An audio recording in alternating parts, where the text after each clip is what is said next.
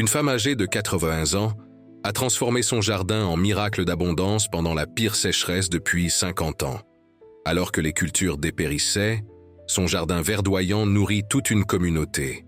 Avec des mains ridées par le temps et une sagesse ancestrale, elle distribue espoir et nourriture aux affamés. Sa bonté suscite admiration et envie, révélant des secrets qui changeront à jamais le destin d'un village.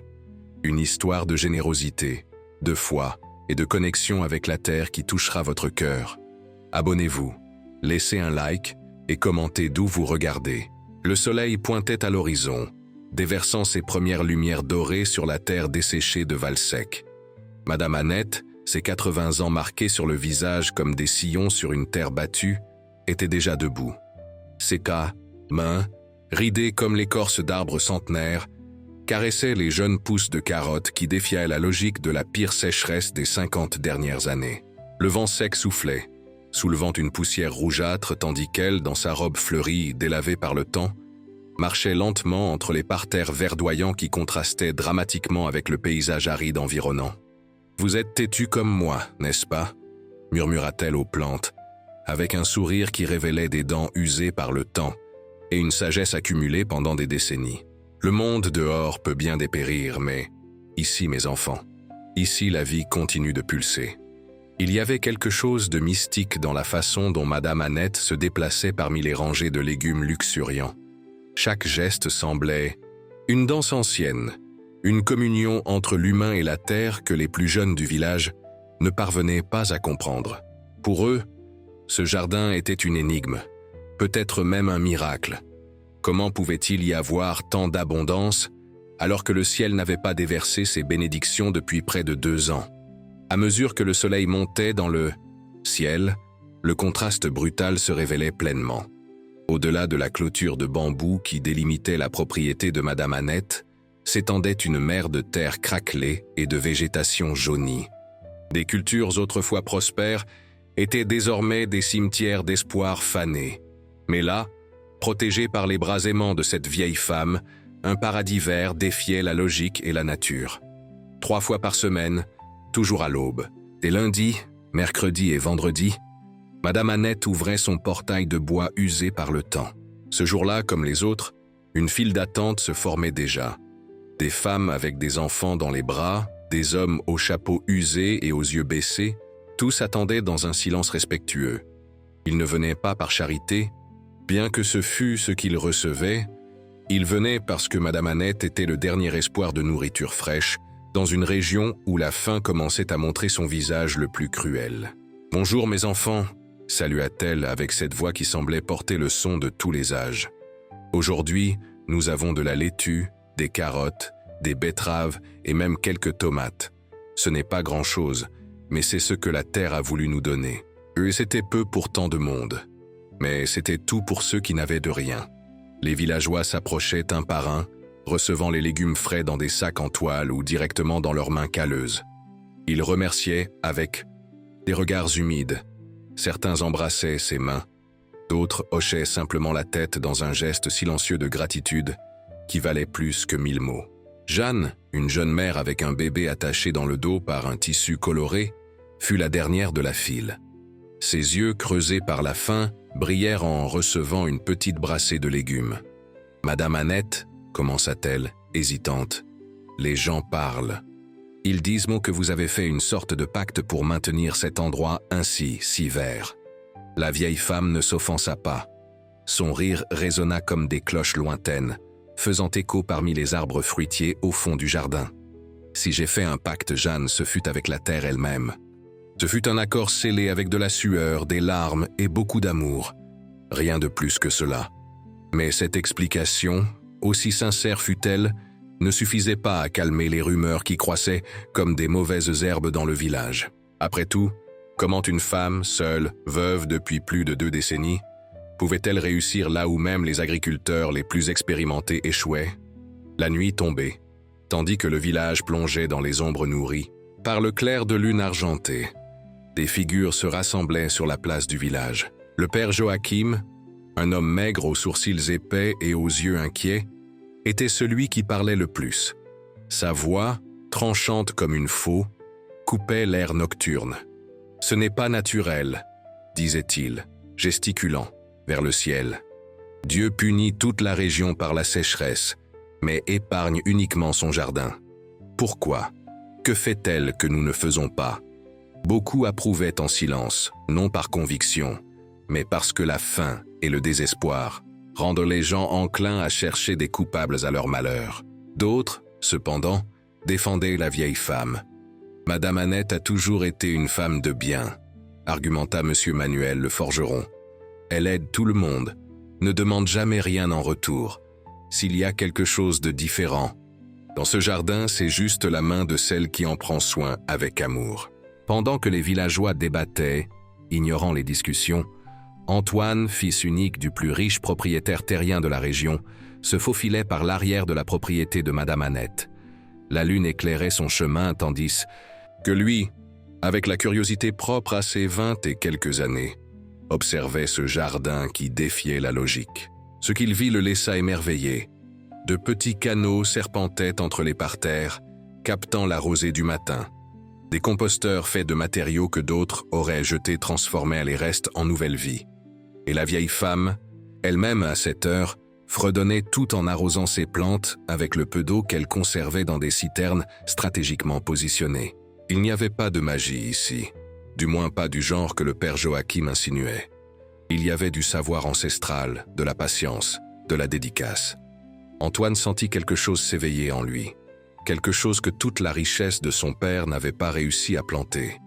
Le lendemain matin, à la surprise de la communauté, le jeune héritier frappa à la porte de Madame Annette, non pour demander de la nourriture, mais pour offrir ses bras forts et son esprit avide d'apprendre. « Je veux apprendre vos méthodes », dit-il aussi direct que seuls les jeunes peuvent l'être. « Je veux comprendre comment vous faites cela. » Madame Annette le regarda longuement, comme si elle pouvait voir à travers lui, jusqu'à son âme. Enfin, son visage s'éclaira d'un sourire qui illumina l'endroit plus que le soleil lui-même. « Entrez, mon fils. La terre a des secrets qu'elle ne révèle qu'à ceux qui ont la patience de l'écouter. » La nouvelle se répandit comme une traînée de poudre. Le fils du fermier Lefebvre, travaillant dans le jardin de la vieille Annette, c'était un scandale pour certains, une inspiration pour d'autres. Monsieur Lefebvre, homme orgueilleux qui mesurait la valeur des gens à la taille de leur propriété, sentit le coup comme un coup de poignard en plein cœur. « Tu as perdu la tête ?» vociféra-t-il en confrontant son fils sur la place du village. « Abandonner tout ce que j'ai construit pour te salir les mains comme un paysan quelconque. Et en plus, sur la terre de cette femme qui nourrit la moitié du village tandis que vos terres ne produisent que de la poussière ?» compléta Antoine, avec une audace qu'il n'avait jamais montrée auparavant. « Oui, père, c'est exactement ce que je fais. » Le conflit entre père et fils divisa encore davantage la petite communauté. D'un côté, ceux qui valorisaient le statut et les possessions, de l'autre, ceux qui commençaient à se demander si la vraie valeur ne résidait pas dans quelque chose de plus simple et fondamental, la capacité de cultiver la vie en temps de mort. Pendant ce temps, le jardin de Madame Annette continuait de fleurir, maintenant avec l'aide des bras jeunes et vigoureux d'Antoine. Le jeune homme apprenait vite. Sous la tutelle patiente de la vieille femme, il découvrait les secrets de la terre que son père, avec toute sa richesse, n'avait jamais connue. « La terre parle, mon fils », expliquait Madame Annette, tout en lui apprenant à identifier le moment exact de récolter une courge. Mais elle n'écoute que celui qui accepte de s'arrêter et d'écouter avec le cœur, pas seulement avec l'esprit. Ce fut pendant l'une de ces leçons que le journaliste de la capitale arriva. Gabriel Dubois, avec son appareil photo autour du cou et un bloc-notes à la main, était venu enquêter sur les rumeurs concernant le potager miraculeux qui défiait la sécheresse. Sceptique par nature et par formation, il s'attendait à trouver une astuce, peut-être un puits clandestin ou un système d'irrigation illégal. Ce qu'il trouva cependant fut une simplicité qui le déconcerta. Madame Annette ne se soucia pas de sa présence, ni ne modifia sa routine pour l'impressionner. Elle continua d'enseigner Antoine, de prendre soin des plantes, de recevoir les nécessiteux les jours de distribution. « Comment faites-vous » demanda finalement Gabriel, après des jours passés à observer cette routine apparemment ordinaire, mais aux résultats extraordinaires. Madame Annette sourit. Ce sourire énigmatique qui semblait garder des secrets aussi anciens que le temps. Lui-même. Venez avec moi. Elle le conduisit jusqu'au fond du jardin, où une structure simple de bambou et de tissu captait la rosée du matin. Elle lui montra comment chaque goutte précieuse était canalisée à travers un système rudimentaire mais ingénieux, jusqu'à atteindre les racines des plantes. Elle révéla les composteurs ou épluchures, restes et autres matériaux qui seraient considérés comme des déchets, se transformaient en nourriture pour la terre. « Il n'y a pas de miracle, jeune homme, » expliqua-t-elle. « Il y a juste du respect, pour le cycle de la vie. Mon défunt mari m'a appris que rien ne se perd, tout se transforme. Ce qu'ils appellent déchets, j'appelle ça un commencement. Ce qu'ils voient comme une fin, je le vois comme une opportunité. » Gabriel enregistra tout, fasciné par la sagesse simple contenue dans ces mots.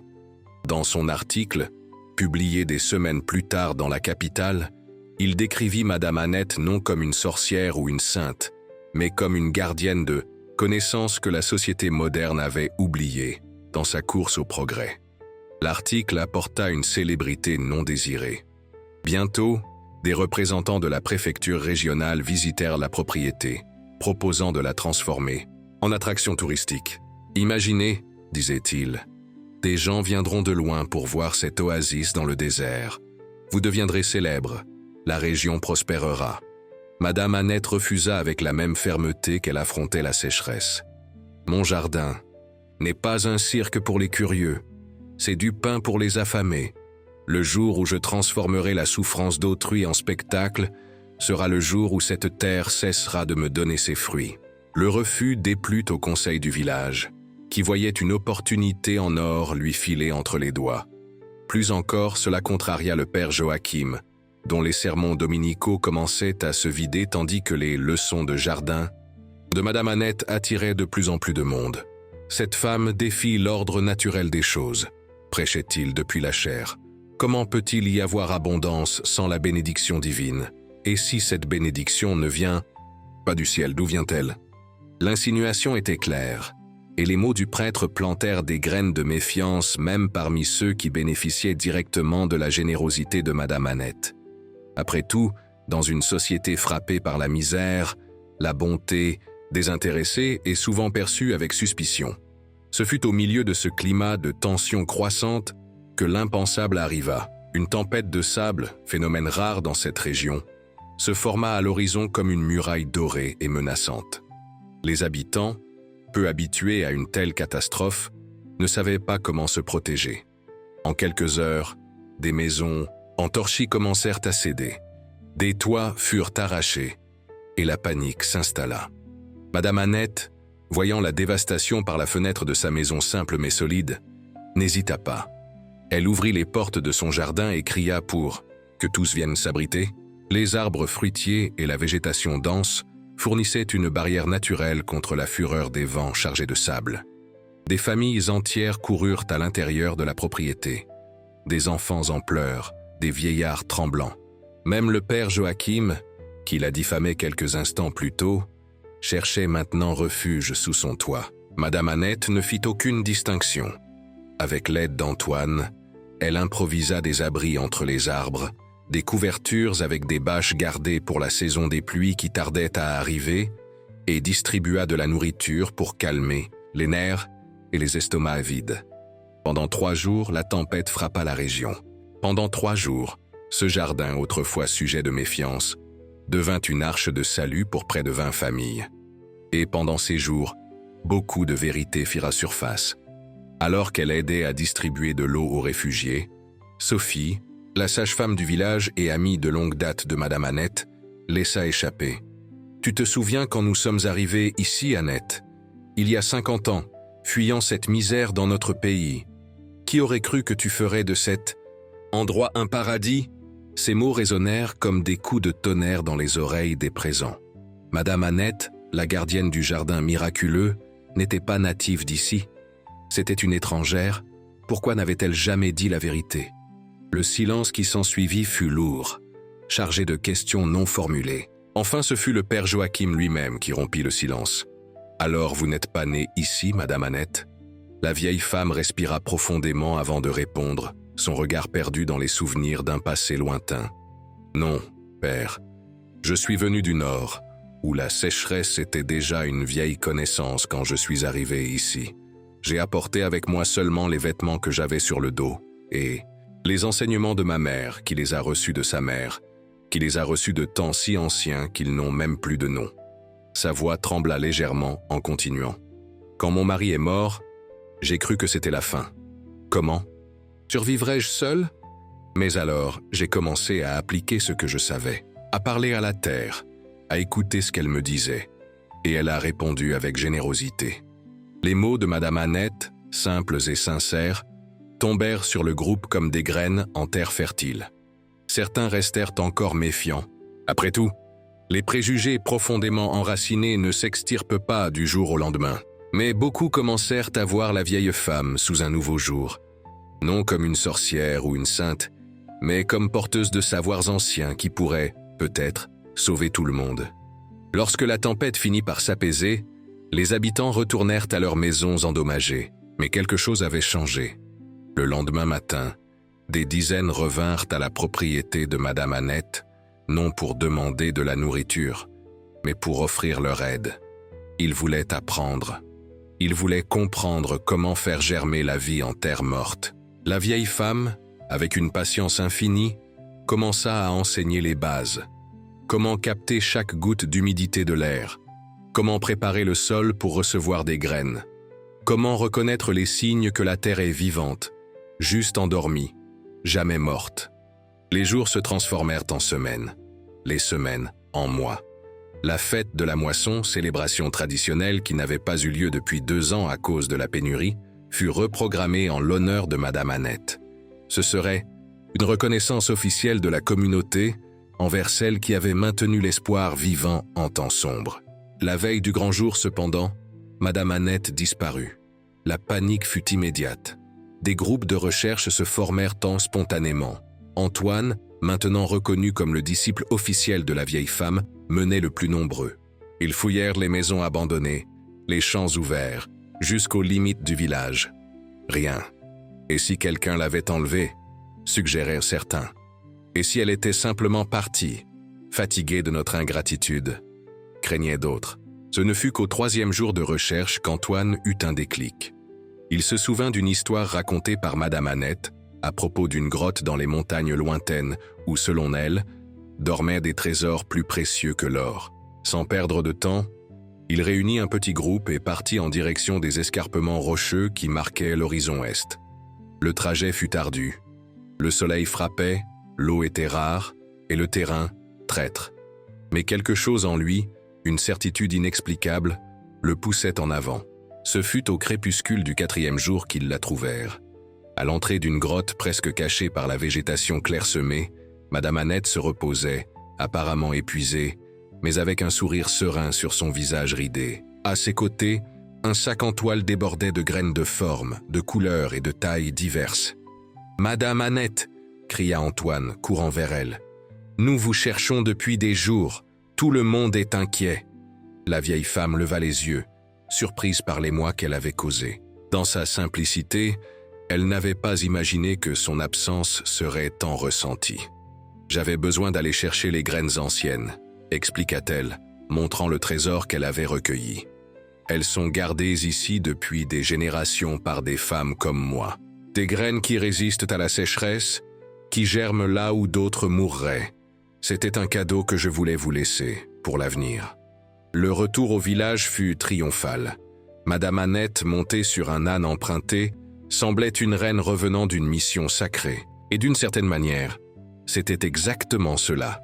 Les graines qu'elle apportait avec elle représentaient un espoir renouvelé, pas seulement pour une saison, mais pour les générations futures. Par coïncidence, son arrivée eut lieu le même jour où des chercheurs agronomes, attirés par l'article de Gabriel, visitaient la région. Spécialistes de la culture en zones arides, ils étaient venus vérifier les méthodes de Madame Annette et, peut-être, apprendre quelque chose qui pourrait être répliqué dans d'autres zones frappées par la sécheresse.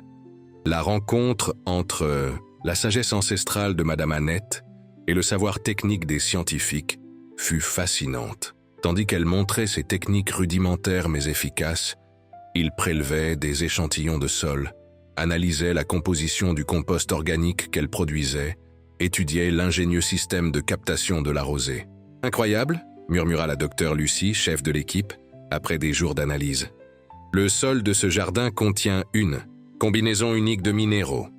Vous avez ajouté quelque chose de spécifique ici ?» Madame Annette sourit, ce sourire énigmatique qui était déjà devenu sa marque de fabrique. « Juste de l'amour, docteur, et les restes de tout ce que la terre nous donne. Rien ne se perd, tout se transforme.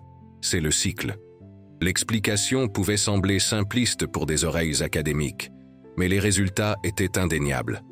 L'analyse révéla que la méthode de compostage de Madame Annette, perfectionnée au fil des décennies, créait un sol exceptionnellement riche en nutriments. Combinée à sa technique de conservation de l'eau et à sa sélection minutieuse de plantes adaptées au climat sec, elle formait un système durable qui défiait les conditions adverses.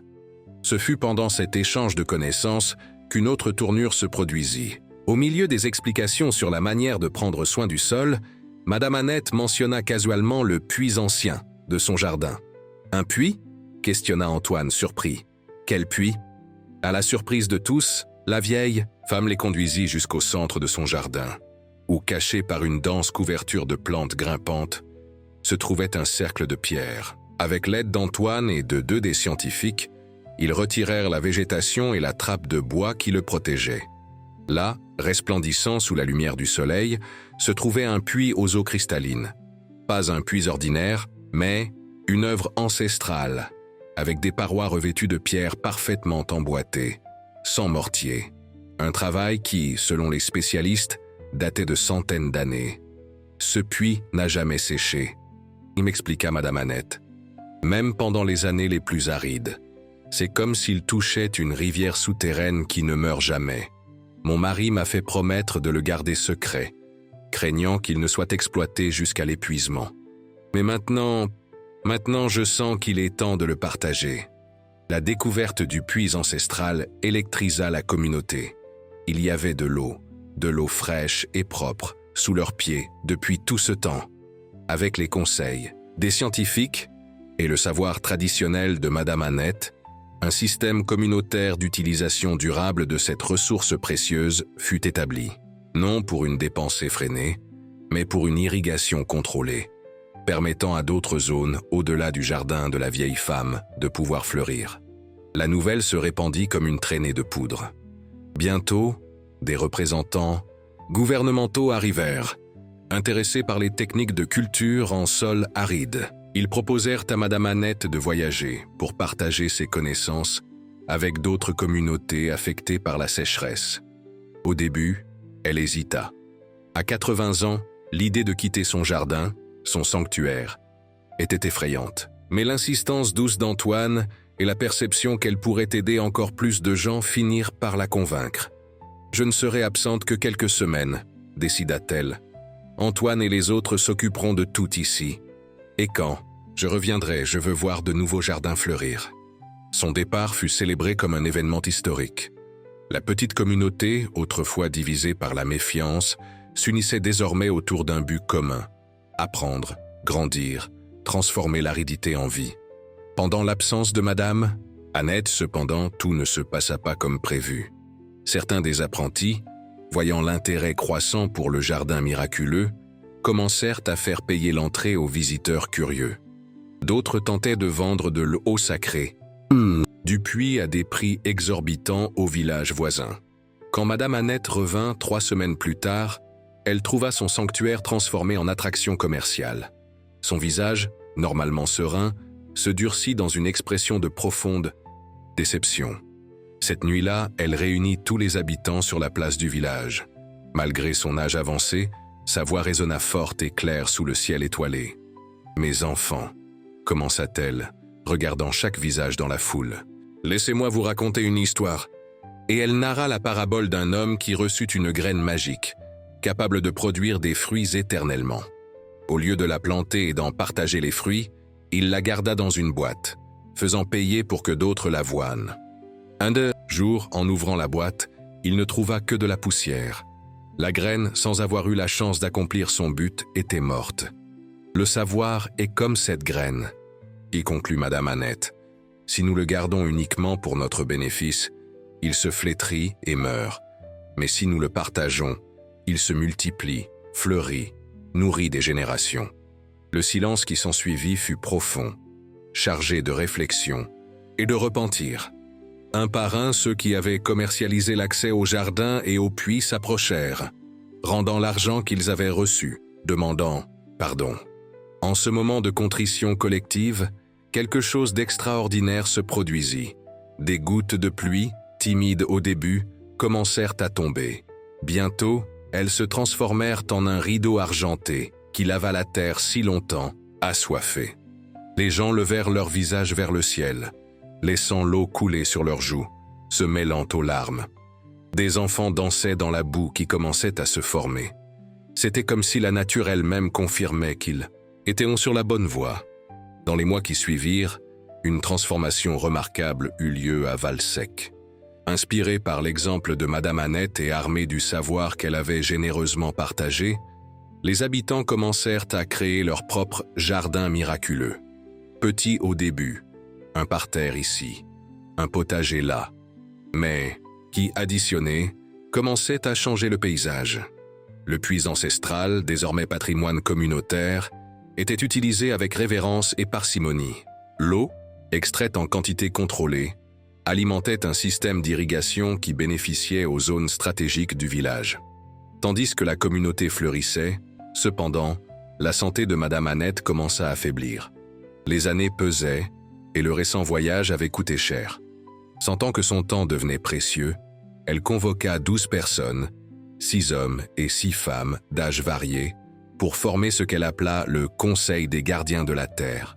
Pendant des semaines, elle leur transmit des connaissances qu'elle avait gardées pendant des décennies. Non seulement des techniques de culture, mais une philosophie de vie basée sur le respect du cycle naturel, la coopération communautaire, la véritable durabilité, une sagesse holistique qui voyait l'être humain non comme le maître de la nature, mais comme en faisant partie intégrante.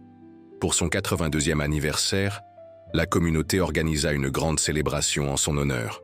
Le jardin qui fut un jour objet de méfiance et d'envie était maintenant le théâtre d'union et de gratitude. Des gens de tous âges se rassemblèrent, apportant des plats préparés avec les aliments qu'ils avaient cultivés en suivant ses enseignements. Assise sur une chaise simple sous son manguier préféré, Madame Annette observait tout avec des yeux humides d'émotion. Quand le moment des discours arriva, tous s'attendaient à ce qu'une autorité prenne la parole en premier. Au lieu de cela, la vieille femme elle-même se leva, s'appuyant sur le bras fort d'Antoine. « Mes chers », commença-t-elle d'une voix tremblante mais claire. « Pendant longtemps, vous avez cru qu'il y avait un secret magique dans mon jardin. Quelque chose que seul je connaissais, une astuce spéciale. » Elle fit une pause, regardant les visages, attentifs qui l'entouraient. La vérité est plus simple et en même temps plus profonde. Le seul secret, c'est l'amour. L'amour exprimé par des soins quotidiens, une attention constante, le respect de la terre et de tout ce qu'elle nous offre. Il n'y a pas de formule magique. Il y a juste de l'engagement, de la patience et de la gratitude. Ces mots, simples mais puissants, touchèrent les cœurs de tous les présents. Ce n'était pas une leçon seulement sur l'agriculture, mais sur la vie elle-même, sur comment cultiver les relations, les communautés, les futurs. Dans les jours qui suivirent la célébration, Madame Annette surprit tout le monde par une annonce inattendue. Elle diviserait son propre terrain entre 5 familles qui ne possédaient pas de terre, ne gardant pour elle qu'un petit jardin autour de sa maison. « J'ai plus de terre que je n'en ai besoin et moins de temps que je ne le voudrais. » expliqua-t-elle avec simplicité. « Il est juste que d'autres mains s'occupent de ce sol pendant que je peux encore les leur enseigner. » Ce geste de détachement inspira d'autres propriétaires. Monsieur Lefebvre lui-même, père d'Antoine, qui s'était réconcilié avec son fils après avoir été témoin des transformations dans la communauté, offrit des hectares de terre improductives aux familles intéressées par l'application des méthodes de Madame Annette. Ainsi, là où, auparavant se trouvait un petit village entouré de terres stériles, commença à apparaître un véritable oasis communautaire. La verdure se répandit comme une marée lente mais constante. Chaque nouveau parterre, chaque nouveau potager, chaque arbre planté témoignant de la vérité des mots de la vieille femme. Il n'y a pas de terre morte, juste une terre qui attend, de l'amour. 2 ans après le début de ce parcours transformateur, une nouvelle sécheresse menaça la région. Cette fois, cependant, la communauté était préparée.